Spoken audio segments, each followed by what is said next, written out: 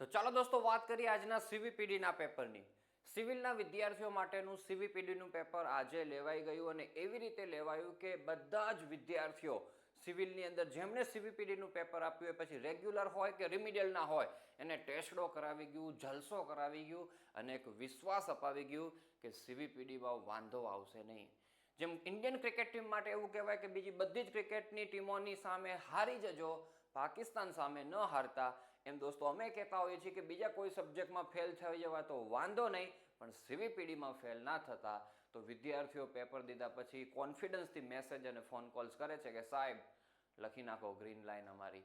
સીવીપીડીની અંદર અમને જરાય તકલીફ ના પડી, આરામથી દોસ્તો અમે પાસ થઈ જશું. એવું આજના વિદ્યાર્થીઓ, અમૃત ક્લાસીસમાંથી ભણેલા વિદ્યાર્થીઓ, મારા ટચમાં રહેલા વિદ્યાર્થીઓ, યુટ્યુબના માધ્યમથી કે આપણા કોર્સિસના માધ્યમથી ટચની અંદર રહેલા વિદ્યાર્થીઓ બોલી રહ્યા છે અને જબરજસ્ત કોન્ફિડન્સ છે. આપણે જે વાત કરી હતી, જેટલા ટોપિકો કીધા હતા એ ટોપિકો જે પરફેક્ટ કરી ગયા છે તો કહે છે કે સાહેબ 40+ માર્ક્સ અમારા લખી નાખો. અને તમને બતાવું પેપરની અંદર કે કેટલું બધું સરસ પેપર હતું. અને હું લાઈવ ક્લાસીસની અંદર એ કહેતો હતો કે તમારું પેપર આવશે ત્યારે હું પાછી એ જ ગણતરી કરાવીશ કે જે અત્યારે હું કરાવી રહ્યો છું. કારણ કે એ વખતે હું છે ને જૂના પેપરોની ગણતરી કરાવતો હોઉં, 24ના પેપરોની. તો હું 25ના પેપરની, તમારા પેપરની ગણતરી કરાવીશ અને એમાં પણ આ જ રીતના 40+ માર્ક્સ થશે અને એ થઈ રહ્યા છે.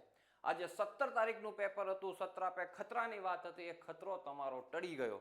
પણ હા, બધા વિદ્યાર્થીઓ માથે નથી ટળ્યો. અમુક વિદ્યાર્થીઓના પેપર નબળા ગયા છે તો યાદ રાખજો આપણી મહેનત ત્યાં કાચી પડી છે. બાકી પેપર ઇઝી લોલીપોપ કહેવાય એ ટાઈપનું પેપર સેટ થયેલું હતું. તો હવે નેક્સ્ટ ટાઈમ જ્યારે દોસ્તો એક્ઝામ આપવાની આવે ત્યારે બરાબર મહેનત કરવી પડશે અને મહેનત કરશો તો એનું રિઝલ્ટ મળશે ને અવશ્ય મળશે. ચાલો દોસ્તો, અહીંયા આપણે વાત કરીએ એની પૂર્વે તમે પણ તમારું દોસ્તો સીવીપીડીનું પેપર જેવું ગયું હોય એ કોમેન્ટની અંદર જણાવી શકો છો. અને અહીંયા દોસ્તો આપણે ગણતરી કરીએ અને થોડુંક જોતા જઈએ કેવા ક્વેશ્ચનો આવ્યા. તો ક્વેશ્ચન 1ની અંદર થિયરી પૂછાઈ ગઈ દોસ્તો. આપણે થિયરીની અંદર આ આપેલું છે, આપણા થિયોરિટિકલ નોટ્સ તમે જોશો તો એની અંદર છે જ, પણ આપણે જવા દો, એ નથી ગણવું, જવા દો, એના માર્ક્સ ગણતોય નથી હું.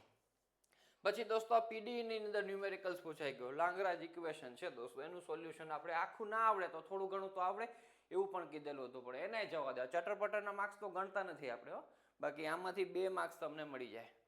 અને પછી દોસ્તો આપણા જે મેન હાઇલાઇટેડ 7 ટોપિકો હતા એની આપણે વાત કરીએ તો આવી ગયો મસ્ત હાઈ ક્લાસ દોસ્તો. હાર્મોનિક છે એવું સાબિત કરો અને હાર્મોનિક કોન્જ્યુગેટ ફાઇન કરો. આ તમને જય આપી દીધો છે, વીરુ તમારે ગણવાનો છે. 7 માર્ક્સ લઈ દોસ્તો અને પ્રેમથી આગળ વધી જવાય. ચલો, આ પેપર આ ક્વેશ્ચન 1ના હું 7 જ માર્ક્સ ગણું છું. ક્વેશ્ચન 2ની અંદર દોસ્તો આપણે વાત કરીએ. આજ પેલું તમે જુઓ, પેટનું પાણી ન હલવું ખપે, ન આવડતો હોય તો ડોન્ટ વરી. એના પછી યુઝિંગ રેસિડ્યુ થિયોરમ દોસ્તો, આ ન્યુમેરિકલ્સ છે. આપણે આ વખતે જ સમર 2025ના પેપરના કોર્સિસની અંદર આ કરાવેલો બેઠો ન્યુમેરિકલ્સ તમને પૂછાઈ ગયો, લઈ લો આના 4 માર્ક્સ. અને આ બીજું દોસ્તો સિમ્પલ આપણે વાત કરતા હતા આવી રીતના ઇન્ટિગ્રેશન હોય, અહીંયા ઝેડ વાળું આપેલું હોય એટલે સમજી જ લેવાનું કે કોચી રેસિડ્યુથી થાય ને કોચી ઇન્ટિગ્રલથી પણ થાય.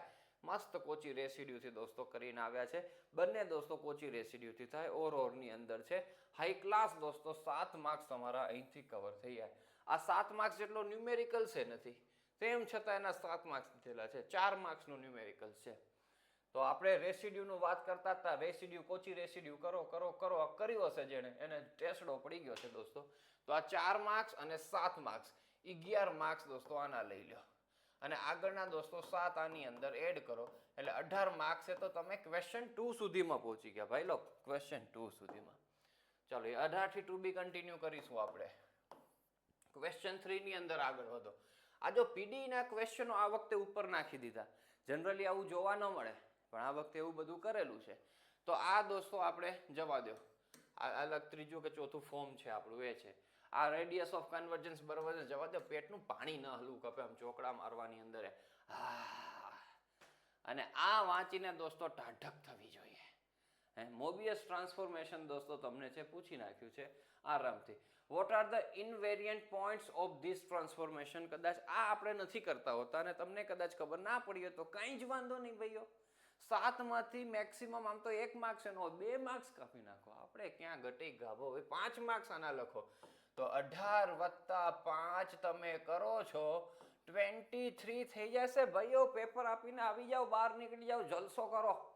સુરતની અંદર હોય તો બહાર આવીને A1 નો કોકો પીઓ, આલુપુરી ખાઓ. કચ્છની અંદર હોય તો દાબેલી ખાઓ. તમારે જે પ્રખ્યાત હોય તમારા શહેરમાં પેપર આપીને જતા રહ્યો ભાઈ. ક્વેશ્ચન 3 સુધીમાં તો 23 થઈ જાય આપણા.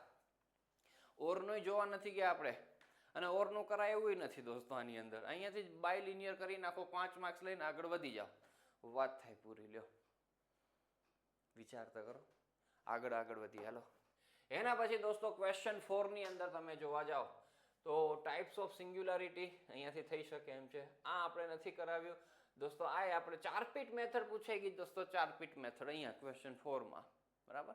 એના ઓરના જુઓ તો find the residue of function. Multipole બને, મલ્ટીપોલનું રેસિડ્યુનું કામ કરો દોસ્તો. 3 માર્ક્સ પાકા. હું તો આ કરું. CR ઇક્વેશન થી દોસ્તો સાબિત કરો કે નોવેર એનાલિટિક આપણે આ વખતે જ કરેલું છે. Z બાર વાળું x માઇનસ આયોટા y કરીને, બરાબર. આ લાઈવ ક્લાસ લીધો એમાં બતાવ્યું હતું આ. અને મસ્ત મજાની લોરેન્જ સિરીઝ દોસ્તો 7 માર્ક્સ ની અંદર આવી ગઈ છે. હાઈ ક્લાસ દોસ્તો.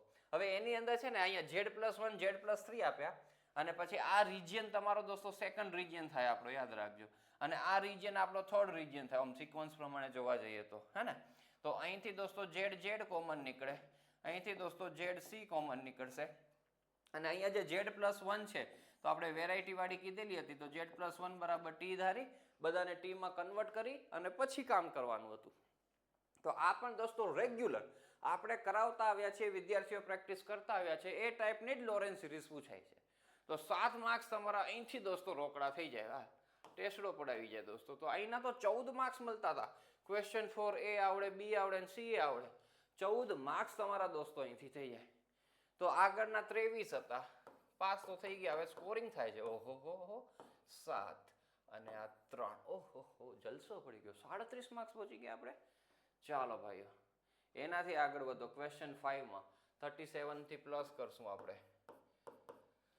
ઓકે, પહેલું જ દોસ્તો આવ્યું classify second order homogeneous partial differential equation.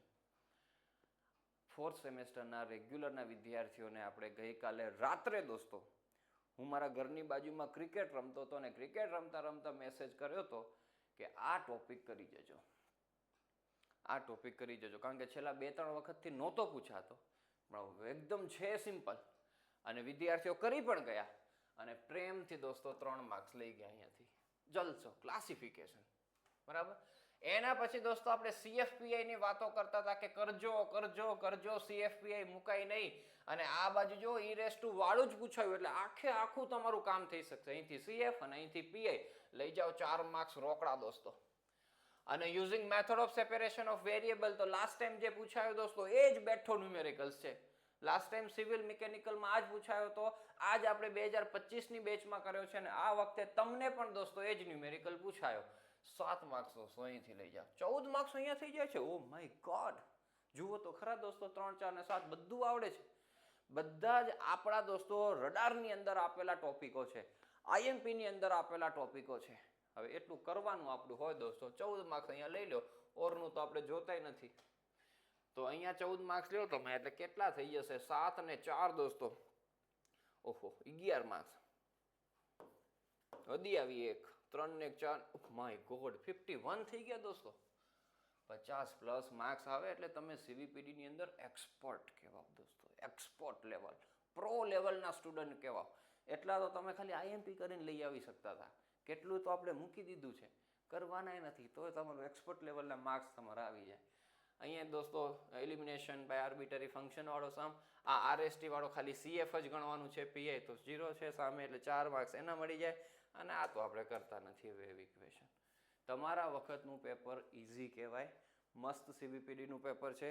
હવે આ પેપરની અંદર પણ ફેલ થશે એવા વિદ્યાર્થીઓ છે. એનું કારણ શું છે કે હવે આ બધા ટોપિકો આપણે આપેલા છે, તમે કર્યા પણ હશે, એમાં નાની નાની મિસ્ટેકો પણ થઈ શકી હોવાની સંભાવનાઓ છે. તો એવી મિસ્ટેકો થઈ હશે ને પેપર ચેકર એવા અઘરા આવી ગયા દોસ્તો, તો તમને માર્ક્સ ન મળે મેથડના, એવું પણ બની શકે ને એના હિસાબે ફેલ થશો. ઘણી વખત એવું પણ બનશે કે તમારું રિઝલ્ટ આવશે, એમાં તમને ઘણા સુધી વિશ્વાસ હતો કે પાસ જ થશો CVPDમાં, તેમ છતાંય ફેલ થશો. પછી રીચેકર કે રીઅસેસમેન્ટમાં નાખશો ને પાસ થઈ જશો. એવું પણ તમારા કોકના વિદ્યાર્થીઓ સાથે બનવાનું છે. અને કોક વિદ્યાર્થીઓ સાથે એવું બનવાનું છે કે એ વિદ્યાર્થીઓ ફેલ જ થવાના હતા આ પેપરની અંદર પણ, તેમ છતાંય પાસ થઈ જશે અને ઘણા ફેલ થશે જ આમાં, એવું બનશે. તો હવે નેક્સ્ટ સેમેસ્ટરની અંદર દોસ્તો જ્યારે ફરી પાછી સીવીપીડીની એક્ઝામ આવે ત્યારે આટલા ટોપિકો કરી જજો, તમારું કામ થઈ જશે.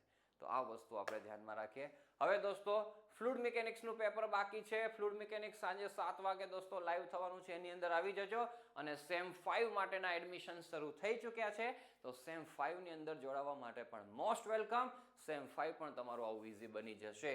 તો ચાલો દોસ્તો મળીએ આપણે લાઈવ ક્લાસની અંદર. Thank you so much.